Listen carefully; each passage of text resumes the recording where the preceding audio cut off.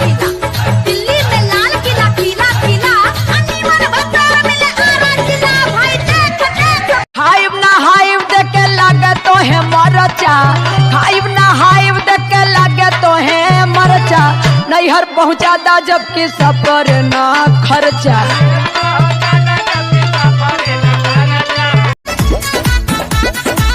बालो न होश में मातल तू जोश में लागे न दे भैये ये राजा जी मुआइए देवा का कि कम जहुआइए देवा। अभी बानी कुंवर जानी रिक्स लेबे दा अरे रिक्स लेबे दा बुझला चढ़ते फागुन ये गो किस लेबे दा ना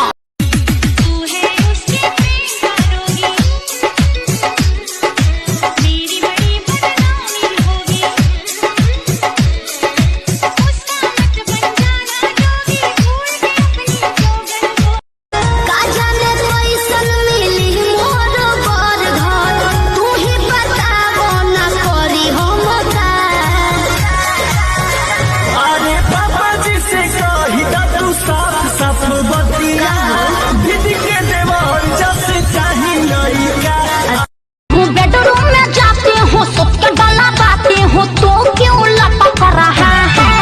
अरे और सुनिएगा पिचकारी टेढ़ हो जाएगा। अरे बताइए ना भौजी और क्या चल रहा है। होली में भतरा चपक रहा है साया से रंगवा टपक